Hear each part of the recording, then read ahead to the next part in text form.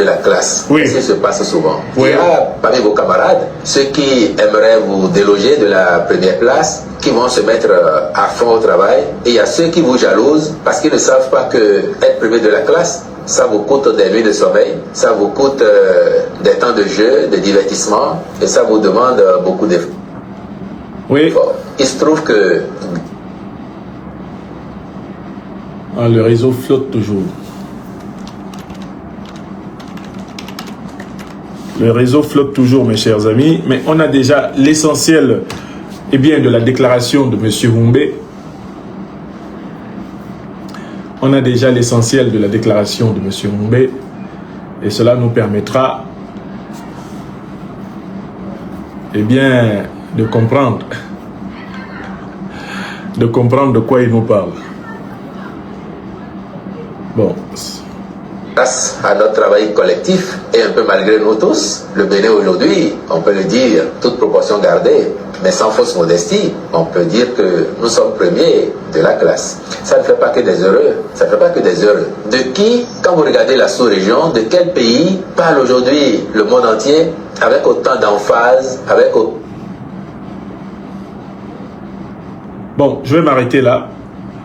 J'ai l'essentiel de l'idée de monsieur Wilfried Léandre Humbe répond aux accusations d'implication directe du Bénin dans l'attaque qui a eu lieu dans la nuit du 28 au 29 janvier 2026 contre la République du Niger. Il y répond en disant que ces accusations relèvent essentiellement de la jalousie parce que le Bénin serait premier de la classe. Examinons d'abord l'argument de Wilfried Léandre Humbe qui prétend que le Bénin serait premier de la classe. Pourquoi choisit-il cet argument? Il choisit cet argument parce que, pour ne pas répondre à la précision de l'accusation qui est faite à propos de l'implication du gouvernement béninois de Patrice Talon dans la déstabilisation du Niger, pour ne pas répondre à cette question, il essaye de créer une concurrence, une rivalité entre les peuples frères du Bénin et du Niger. Il essaye d'exciter, pour ainsi dire, le micro-nationalisme béninois contre le micro-nationalisme nigérien afin d'empêcher les opinions béninoises et nigériennes de comprendre le véritable rôle anti-béninois, anti-nigérien et anti-africain de Patrice Talon. Est-ce que vous comprenez? Voilà le mécanisme qui amène Humbe à laisser l'accusation principale. On dit le Bénin est impliqué dans la déstabilisation du Niger et que le Bénin est l'un des sponsors avec la France de Macron et la Côte d'Ivoire de Ouattara de l'attaque du 29 janvier 2026. C'est une accusation précise, c'est une accusation millimétrée. Or, ce monsieur de Humbe dont je vais vous parler un peu plus tout à l'heure refuse de répondre à l'accusation et il va chercher du renfort en tentant d'instrumentaliser l'amour que notre peuple africain du Bénin a pour lui-même en tant que peuple africain, en tant que nation. Il essaie d'instrumentaliser l'amour que notre peuple africain du Niger a pour lui-même en tant que peuple nigérien, en tant que peuple africain, et il veut amener les deux peuples à se détester et à s'affronter, ce qui lui permettrait de noyer et de cacher les responsabilités du gouvernement de Patrice Talon, qui n'est pas en phase avec l'écrasante majorité des Béninois. C'est cette machination diabolique que je voudrais vous aider à comprendre, afin que des deux côtés de la frontière coloniale, qui fut autrefois tracée entre notre Bénin et notre Niger, on ne se laisse pas divertir, on ne se laisse pas distraire et qu'on ne se trompe pas d'adversaire. L'adversaire, c'est le néocolonialisme français et ses valets dans la sous-région ouest-africaine. C'est cela l'adversaire et c'est cela l'ennemi. Le néocolonialisme français et ses valets africains. L'ennemi, c'est la France-Afrique. On veut nous amener à oublier l'ennemi. Et on veut provoquer une rivalité entre nous-mêmes en tant que peuples africains du Niger, peuple africain du Bénin. Cette rivalité artificielle, c'est cela la stratégie de contournement, de diversion, de distraction choisi par le gouvernement fantoche de Talon Patrice pour cacher devant le peuple béninois et devant l'opinion internationale son implication dans la déstabilisation de l'Afrique pour des intérêts néocolonialistes français et impérialistes occidentaux. Est-ce que tout le monde comprend? Mes amis, avant d'avancer, j'aimerais que tout le monde ait compris cela. Est-ce que vous avez compris pourquoi Humbe n'est pas dans le sujet? Le hors-sujet de Humbe est une tromperie contre le peuple béninois, contre le peuple nigérien, contre les peuples africains en lutte pour leur véritable souveraineté. C'est une mystification. Le président Abdourahmane Tiani n'a pas accusé le peuple béninois. Il a accusé Patrice Talon, l'actuel président fantoche du Bénin. Il l'a accusé d'être sponsor des groupes terroristes qui ont attaqué son pays. Or là, eh bien, Wilfried Léandre Humbedi, lui, essaye de faire comme si c'est le peuple béninois qui a été accusé par, eh bien, le président nigérien, et il essaye de créer une rivalité entre le peuple béninois et le peuple nigérien. Pour qu'on ne se souvienne pas que c'est Talon Patrice, qui est lui-même un ennemi du peuple béninois, et qui est un ennemi du peuple africain, qui est la cible de Tiani.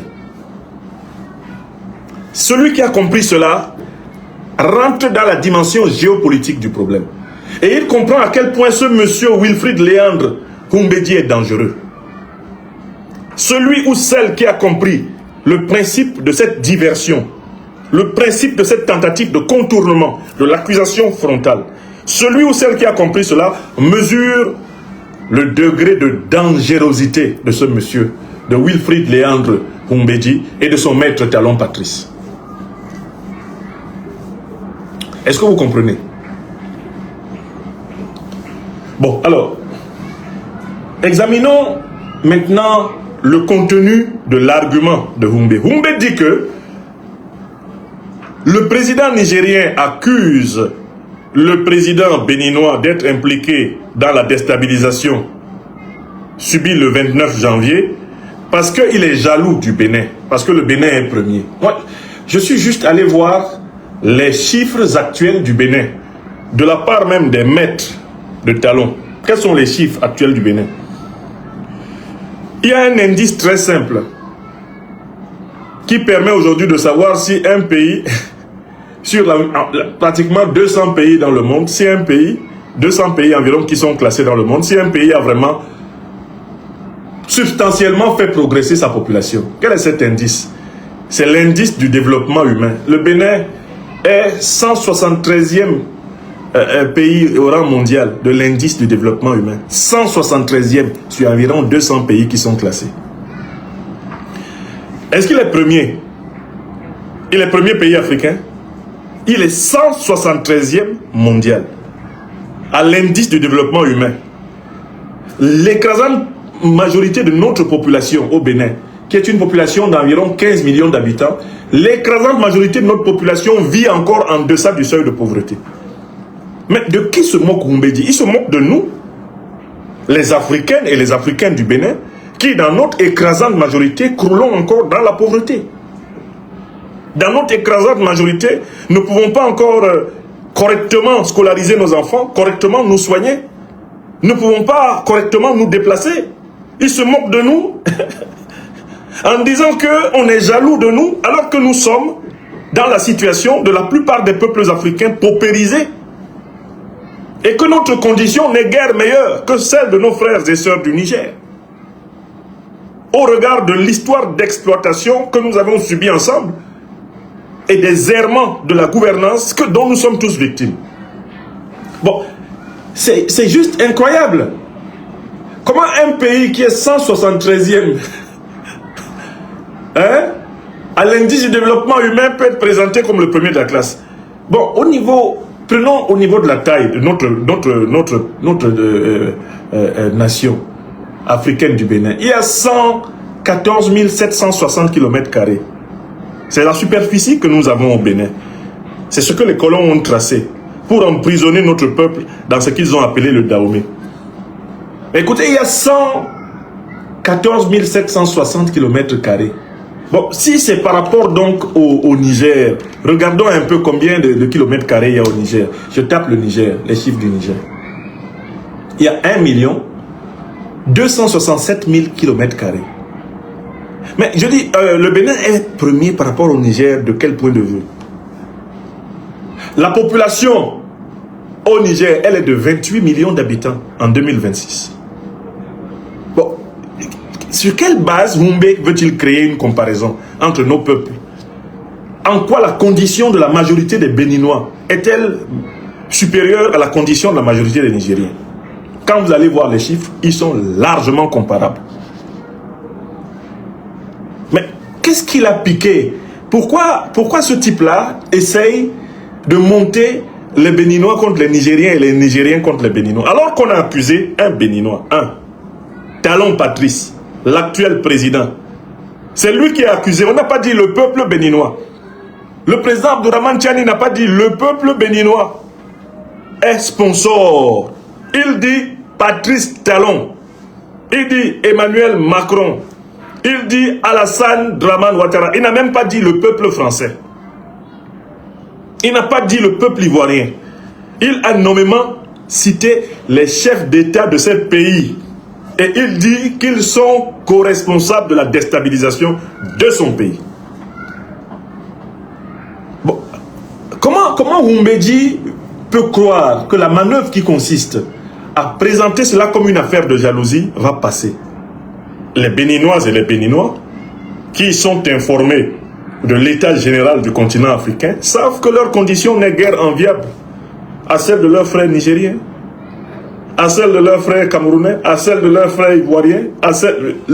L'Afrique est paupérisée. Je ne dis pas que l'Afrique est pauvre. L'Afrique est appauvrie. Donc, je ne sais pas sur quel chiffre il se base pour classer le Bénin premier de la classe dans une Afrique paupérisée depuis plusieurs décennies par le néocolonialisme français et par l'incurie de nos propres dirigeants. Si on était dans les chiffres, mais comment on appelle, le produit intérieur brut, la croissance du Niger, elle a bondi. Elle est supérieure à la croissance béninoise cette année. Le taux de croissance du Niger depuis 2023 est supérieur au taux de croissance béninois. Mais ça ne veut rien dire toutes ces comparaisons en fait. Je vous évoque simplement ces chiffres-là pour vous dire mais que c'est stupide même que quelqu'un fasse cette comparaison. Puisque, écoutez, des deux côtés de la frontière que les Français ont tracé entre l'actuel Bénin et l'actuel Niger, quel peuple y a-t-il là? Ne sont-ce pas les mêmes populations africaines? Ne sont-ce pas les mêmes ethnies africaines? N'est-ce pas la même civilisation négro-africaine des deux côtés de la frontière coloniale? Est-ce que un porte-parole d'un gouvernement qui essaye de cacher les responsabilités criminelles de son chef en excitant le micro-nationalisme hérité des frontières coloniales, est-ce qu'un tel type n'est pas potentiellement coupable de haute trahison? C'est une forme de haute trahison, pas seulement contre le peuple béninois, mais contre le peuple africain. Dans cette crise politique qui traverse l'Afrique de l'Ouest, nous avons tous la responsabilité de ne pas jeter nos peuples les uns contre les autres. Nous avons tous la responsabilité de ne pas confondre les peuples, les nations avec les dirigeants. Car la plupart des politiques qui sont menées contre les peuples africains sont menées par des dirigeants qui sont des ennemis de leur propre peuple. De telle façon que si vous assimilez systématiquement un peuple à ses dirigeants, vous risquez à un moment donné de vous retrouver en train de trucider des innocents. Or, ce que nous fait, eh bien, Wilfried Léandre Humbedji, c'est qu'il veut littéralement jeter le peuple béninois contre le peuple nigérien contre le peuple béninois, uniquement parce qu'il ne veut pas répondre à une question claire, à une accusation claire et précise. Vous, avec Macron, vous, Talon, avec Macron et Ouattara, vous êtes les sponsors de ceux qui ont attaqué l'aéroport de Niamey le 29 janvier. Alors donc, revenons à cette accusation précise. J'ai lu la presse occidentale, j'ai lu la presse française, j'ai lu la presse néocolonialiste. Tous se sont empressés non pas de répondre à l'accusation, mais de ventiler une théorie à laquelle nous sommes habitués. Selon cette théorie, ce sont, entre guillemets, les djihadistes de l'État islamique qui ont attaqué l'aéroport de Niamey, la base 101 de Niamey. Ça, c'est la ligne éditoriale qu'ils ont choisie. Faire porter la responsabilité de l'attaque contre le Niger à leurs mercenaires terroristes de l'État islamique.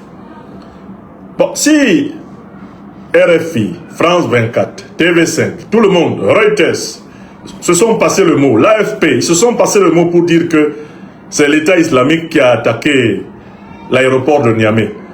Le but, c'est d'empêcher l'accusation qui a été formulée par le président Abdourahmane Tiani, selon laquelle, eh bien, c'est Macron, le président français, c'est Talon, le président béninois, c'est Ouattara Draman, eh bien, le président, eh bien, fantoche de la Côte d'Ivoire. Examinons donc la thèse défendue par les médias de la France-Afrique, à savoir que c'est l'organisation de l'État islamique qui a attaqué l'aéroport de Niamey. Mais qu'est-ce que l'organisation de l'État islamique? Qui a créé l'organisation de l'État islamique? L'organisation de l'État islamique est-elle, oui ou non, une émanation de l'OTAN, des puissances occidentales et de leurs alliés du Moyen-Orient? C'est la question qu'on doit se poser. Parce que si on établit qu'il y a une origine, une genèse de l'organisation de l'État islamique à l'intérieur des puissances de l'OTAN et de leurs alliés du Moyen-Orient, cela prouve que l'accusation du président Abdourahmane Tiani est vraie. Or, si on ne peut pas établir que l'État islamique a été créé par des régimes de l'OTAN avec leurs alliés du Moyen-Orient, à ce moment-là, il est possible en effet que la révélation faite en boucle par la presse néocolonialiste française selon laquelle c'est l'État islamique qui a attaqué, dans ce cas-là, cette révélation permettrait de disculper, médiatiquement du moins, et provisoirement à tout le moins, messieurs Macron, Talon et Ouattara. Alors, examinons le problème au fond. Qui a créé l'organisation de l'État islamique? Nous allons appliquer une méthode qui est connue. L'art de manger notre piment dans leur propre bouche. Nous allons donner la parole à l'actuel président des États-Unis d'Amérique. Il est chargé de nous dire qui a créé l'organisation de l'État islamique, dont l'un des grands chefs est d'ailleurs un ami personnel de l'actuel président des États-Unis d'Amérique, à qui il a donné des parfums. Il s'appelle Ahmed Al-Shara. L'un des grands chefs de l'État islamique a été récemment intronisé avec le soutien de l'OTAN à la tête de la Syrie, après la chute organisée du régime alaouite de Bachar el-Assad. Nous allons donc nous excuser auprès de M. Humbé, nous excuser auprès de M. Macron, Talon et puis Ouattara Draman, pour donner la parole à quelqu'un qu'ils reconnaissent comme étant leur chef. N'est-ce pas? Puisque c'est le chef suprême de l'OTAN, le président américain, c'est le chef suprême de l'OTAN. Il s'ensuit que si lui, il nous dit qui a créé l'organisation de l'État islamique, s'il se trouve que c'est l'OTAN qui a créé, un pays de l'OTAN qui a créé l'organisation de l'État islamique, qui plus est le plus important pays de l'OTAN, on pourra revenir donc sur l'accusation du président Tiani et dire de manière scientifique et incontestable ce qu'il a dit est vrai. Bon. Président Donald Trump, venez ici. Dites-nous qui a créé l'organisation de mercenaires criminels de l'État islamique. Allons-y. Qui a créé ce machin? Qui a créé cette chose-là? Ok, allons-y. C'était il y a 9 ans. Aux États-Unis, Donald Trump ne recule devant rien pour tenter de discréditer son adversaire dans la course à la Maison-Blanche. Distancé dans les sondages, le candidat républicain a affirmé qu'Hillary Clinton ex-secrétaire d'État entre 2009 et 2013, avait contribué à faire naître l'organisation terroriste État islamique. Il l'a dit lors d'un meeting en Floride. Écoutons. Notre gouvernement est à l'origine du groupe État islamique. Pour moi, le président Obama et Hillary Clinton sont les fondateurs de l'État islamique. Merci. En fait, Hillary Clinton pourrait se voir remettre une distinction. Vous savez, comme on dit chez les sportifs, le trophée du meilleur joueur. Eh bien, le groupe État islamique pourrait lui décerner une telle récompense. Merci, monsieur. ISIS will hand her the most valuable player award. L'équipe d'Hillary Clinton a dénoncé les propos de Trump. On recommence. Nous, ce qui nous intéresse. Donald Trump ne recule devant rien pour tenter une deuxième fois. Son adversaire dans la course à Je suis à Bamako. Distancé dans les sondages, le candidat républicain a affirmé qu'Hillary Clinton, ex-secrétaire d'État entre 2009 et 2013, avait contribué à faire naître l'organisation terroriste État islamique. Ouais. Il dit lors d'un meeting en Floride. Ouais. Notre gouvernement est à l'origine du groupe État islamique. Ouais. Pour moi, le président Obama et Hillary Clinton sont les fondateurs de l'État islamique. Tout à fait. En fait, Hillary Clinton pourrait se voir remettre une distinction. Vous savez, comme on dit chez les sportifs, le trophée du meilleur joueur. Ouais. Eh bien, le groupe État islamique pourrait lui décerner une telle récompense. Ouais. ISIS will hand her the most valuable player award. L'équipe d'Hillary Clinton a dénoncé les propos de Trump tout en... Bon, écoutez, ça fait déjà 2 fois, tout le monde a entendu. Une troisième et dernière fois, qui a créé l'organisation de l'État islamique? Allez-y. Aux États-Unis, Donald Trump ne recule devant rien pour tenter de discréditer son adversaire dans la course à la Maison-Blanche. Distancé dans les sondages, le candidat républicain a affirmé qu'Hillary Clinton, ex-secrétaire d'État entre 2009 et 2013, avait contribué à faire naître l'organisation terroriste État islamique. Il l'a dit lors d'un meeting en Floride. Notre gouvernement est à l'origine du groupe État islamique. Pour moi, le président Obama et Hillary Clinton sont les fondateurs de l'État islamique. En fait, Alors, je m'arrête là. Est-ce que vous pouvez écrire la phrase suivante? Chacun de ceux qui suivent cette émission, il faut participer à la défense et à la manifestation de la vérité. L'actuel président des États-Unis d'Amérique, Donald Trump, a affirmé de façon claire et indiscutable que l'organisation terroriste de l'État islamique a été créée par le régime américain de Barack Hussein Obama. Que c'est une organisation qui a été créée par les services secrets américains, par le régime américain sous Barack Hussein Obama. Chacun d'entre nous doit écrire cette phrase parce qu'on doit s'habituer à répéter ce qui est vrai. La presse française officielle dit que c'est l'organisation de l'État islamique qui a attaqué l'aéroport de Niamey. Donald Trump, l'actuel président des États-Unis d'Amérique, nous dit que l'organisation de l'État islamique est une émanation du gouvernement américain sous Obama. D'où nous pouvons dire, sans risque de nous tromper, que ceux qui ont attaqué l'aéroport de Niamey, ceux qui ont attaqué la base 101, sont des mercenaires de la première plus grande puissance de l'organisation du traité de l'Atlantique Nord, OTAN. Et cette première plus grande puissance, ce sont les États-Unis, qui sont aujourd'hui dirigés par Donald Trump. Donald Trump qui d'ailleurs a des relations très amicales avec l'un des plus grands chefs de l'État islamique, qui s'appelle Ahmed al-Shara, et auquel le président Trump a offert publiquement des parfums pour lui et sa femme à la Maison Blanche, il y a quelques mois. Donc de manière incontestable, l'organisation terroriste de l'État islamique est une émanation des services occidentaux. Et c'est une organisation qui a été créée par les services secrets occidentaux, notamment américains, et qui travaille en bonne intelligence avec les services secrets des monarchies du Golfe qui sont alliés des États-Unis, notamment donc l'Arabie Saoudite, le Qatar. Ce sont ces pays-là qui hébergent les principaux dirigeants de l'organisation de l'État islamique. Et c'est également le cas d'une autre organisation qui est l'ancêtre de l'État islamique et qui s'appelle Al-Qaïda. Al-Qaïda a été créé, ça c'est formel, dans les années 80 par la CIA, toujours les services de renseignement américains. Mohamed Azam, le père fondateur d'Al-Qaïda, avec pour bras droit Oussama Ben Laden, était chargé de combattre les soviétiques en Afghanistan. C'est dans ce cadre que Al-Qaïda fut créé à la fin des années 70, début 80. Cette information scientifique est documentée par les archives officielles américaines que j'ai consulté et dont j'ai publié les conclusions dans mon livre phare de l'année 2025 que je vous recommande toujours et que vous pouvez acheter à Bamako, tout comme l'acheter sur Amazon, L'impérial terrorisme. Ce livre-là rassemble toutes les preuves irréfutables que Al-Qaïda ou l'État islamique ne sont rien d'autre que des organisations de mercenaires de l'OTAN chargées de semer le chaos pour que, les Occidentaux et leurs alliés moyen-orientaux continuent à dominer le monde et notamment à dominer l'Afrique.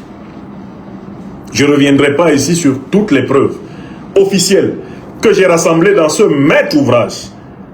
Cet ouvrage qui établit de manière incontestable que nous sommes victimes non pas du djihadisme, comme ces organes de la presse néocolonialiste française continuent à le claironner, nous sommes victimes de l'impérial terrorisme. Ce sont des mercenaires au service de l'impérialisme et donc au passage du néocolonialisme français qui attaque l'Afrique. C'est une information scientifique incontestable. Alors, à partir du moment où la science établit que les mercenaires terroristes qui ont attaqué Niamey appartiennent à une organisation terroriste issue des flancs de l'OTAN, et notamment de la plus grande puissance de l'OTAN que sont les États-Unis d'Amérique, on comprend pourquoi Wilfried Léandre Humbedji ne peut pas démentir le président Abdourahmane Tiani. Il ne peut pas le démentir, parce que pour le démentir, il faudrait démentir Donald Trump. Pour le démentir, il faudrait démentir les preuves scientifiques révélées par la CIA elle-même, notamment par Mme Tulsi Gabbard, chef de l'agence américaine de renseignement, qui a établi des financements directs partis du fonds de l'USAID vers les groupes terroristes Al-Qaïda et l'État islamique pendant plusieurs années, et qui a révélé frontalement devant le Congrès en janvier 2025 que les États-Unis avaient régulièrement financé des organisations terroristes pour déstabiliser l'Irak, l'Afghanistan, déstabiliser la Syrie, déstabiliser la Palestine, déstabiliser l'Afrique du Nord, la Libye et déstabiliser le Sahel. Ça, ce sont des documents déclassifiés début 2025. On les trouve dans mon maître ouvrage, L'impérial terrorisme, que vous pouvez aisément trouver pour ceux qui sont à Bamako, à la librairie Ba, face à Électricité du Mali. Et pour ceux qui sont ailleurs dans le monde, vous pouvez commander ce livre, par Amazon. Vous trouverez toutes les preuves là-dedans. Ceux qui sont à Ouagadougou peuvent acheter ce livre à la librairie Mercury. Ceux qui sont en Niamey peuvent se procurer ce livre, à l'ONEP, entre autres lieux où il est distribué. Toutes les preuves sont là-dedans. Donc c'est parce que Humbedji sait très bien que ceux qui ont attaqué la base 101 de Niamey au Niger, c'est-à-dire les mercenaires terroristes de l'État islamique, ne sont rien d'autre que les suppôts de l'OTAN. Et comme Humbedji sait que le Bénin est aujourd'hui un État vassal, d'abord du néocolonialisme français, et plus amplement vassal de l'OTAN, Humbedji sait que la Côte d'Ivoire est une base avancée de l'impérialisme otanien, puisque les officiers de l'OTAN siègent à l'état-major de l'armée ivoirienne. Une base avancée du néocolonialisme français, comme le Bénin. Au Bénin, le président Tiani nous a décrit le dispositif des troupes néocolonialistes françaises, notamment ces troupes qui ont été délogées du Niger, du Burkina Faso et du Mali, et qui se sont réorganisées pour se dresser face à l'alliance des États du Sahel à partir du territoire béninois. Le président Tiani nous en a donné une description géographique avec des précisions millimétriques, des précisions mathématiques et topométriques. C'est face à l'extrême rigueur scientifique, des preuves accumulées ces dernières années par le président Abdourahmane Tiani, que le Bénin est devenu une base avancée de déstabilisation de l'Afrique de l'Ouest au profit du néocolonialisme français et de l'impérialisme occidental. C'est face à l'extrême précision des preuves dont dispose l'AES du rôle extrêmement important d'Alassane Dramane Ouattara dans les déstabilisations de la sous-région. C'est face à tout cela que Humbedji choisit la diversion. Il nous parle d'une histoire de jalousie contre le Bénin. Quel intérêt un Africain normalement constitué a à être jaloux contre un pays africain? Si le Bénin est, comme le prétend Talon, prospère, pourquoi cela devrait-il énerver le Niger? Qu'est-ce qui manque au Niger? D'un point de vue potentiel, qu'est-ce qui manque au Niger pour qu'il se mette à envier le Bénin? Et si le Bénin et le Niger ont des peuples qui vivent dans les meilleures conditions possibles, n'est-ce pas l'avantage de nous tous, les Africains? Cette théorie de la jalousie importée par Humbedi dans le sujet est une tentative de noyer le poisson. Il veut noyer le poisson parce que les faits accablent Talon. Objectivement, Patrice Talon est impliqué dans la déstabilisation du Niger. Pourquoi? Parce que au sein de la CEDEAO, il fait partie des chefs d'État qui se sont portés aux avant-gardes du projet d'agression militaire contre le Niger en 2023. C'est vrai ou c'est faux? Les réunions criminelles qui se préparaient de l'état-major de la CEDEAO contre le Niger, lors de ces réunions, Patrice Talon ne faisait-il pas partie des plus zélés pour attaquer militairement le Niger? Il n'a aucun moyen d'échapper à l'accusation de son implication directe dans la déstabilisation du Niger parce que très tôt, Patrice Talon a affiché son intention d'exécuter le mandat des néocolonialistes français contre le Niger, où ils ont bien senti qu'ils allaient perdre le contrôle de l'uranium, perdre le contrôle de l'or et du pétrole, et qu'il fallait tout faire pour empêcher cela et pour, par conséquent, faire tomber le régime du président Abdourahmane Tchani. Quant à Alassane Dramane Ouattara, il n'est pas difficile d'établir qu'il y a longtemps qu'il est impliqué, mais jusqu'au sommet du crâne, dans tout ce qui, eh bien, vise à attaquer et à déstabiliser le Niger. Ouattara, qu'est-ce qu'il n'a pas dit? N'était-il pas celui qui a annoncé la mise en place d'un bataillon? Donnons-lui la parole. Monsieur Ouattara, venez là, dites-nous que depuis longtemps vous voulez faire la guerre contre le Niger. Suite au sommet organisé pour restituer l'ordre constitutionnel au Niger, tenu le 10 août 2023 à Abuja au Nigeria, la communauté économique des États de l'Afrique de l'Ouest a donné son feu vert pour une opération militaire au Niger avec l'objectif de restaurer l'ordre constitutionnel après le coup d'État du 26 juillet. La force en attente de la communauté ouest-africaine est déjà intervenue à plusieurs reprises au Libéria au cours de la première guerre civile qui a secoué le pays, puis en Sierra Leone et en Guinée-Bissau au cours des années. Voilà des gens qui sont impliqués depuis longtemps dans la déstabilisation du Niger et ils viennent faire de la diversion. La dernière intervention de la force en attente de la CEDEAO remonte en janvier 2017 avec l'opération Restaurer la démocratie destinée à forcer l'ancien président Yahya Jammeh à céder le pouvoir à Adama Barrow élu lors de la présidentielle gambienne. L'organisation ouest-africaine a un contingent de 4000 hommes au début de l'opération. La conférence ayant noté que tous les efforts diplomatiques entrepris par la CEDEAO pour résoudre la crise ont été repoussés avec défiance par les dirigeants militaires de la République du Niger, ordonne le déploiement de la force en attente de la CEDEAO pour le rétablissement de l'ordre constitutionnel en République du Niger. Suite au premier sommet tenu le 30 juillet, les chefs d'état-major de la CEDEAO avaient défini les contours de cette intervention militaire, une planification achevée le 4 août 2023. Avec un effectif de plus de 135 000 militaires actifs en 2023, l'armée nigériane pourrait mobiliser le contingent le plus important. Les autres pays vont apporter chacun leur contribution en matière de logistique et d'équipement. Le président de la Côte d'Ivoire, Alassane Ouattara, a quant à lui indiqué qu'il fournirait un bataillon de 850 à 1100 hommes aux côtés du Nigeria et du Bénin notamment. Les chefs d'État ont marqué un accord donc, pour le déploiement des troupes d'un certain nombre de pays dans la Côte d'Ivoire. La Côte d'Ivoire fournira un bataillon et a pris toutes les dispositions financières pour l'opération. Si elle doit durer 3 mois, les provisions seront faites au niveau budgétaire pour que nos soldats et nos officiers qui participeront à cette opération ne manquent de rien. Donc la Côte d'Ivoire est prête et je viens de donner instruction au chef d'état-major général des armées de commencer la mobilisation de ces troupes pour leur participation à cette opération de la CEDEAO.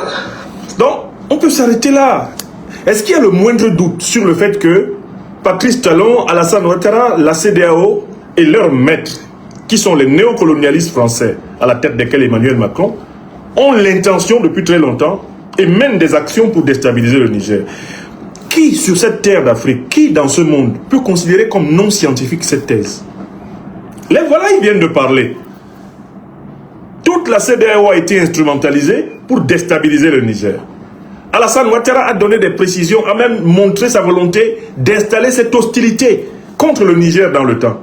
Donc qui peut douter un seul instant que ce qui s'est passé sur le tarmac de l'aéroport Hamani Diori de Niamey, que ce qui s'est passé sur le site de la base 101 à Niamey, soit la suite de cette hostilité, de cette guerre déclarée au Niger par la CEDEAO,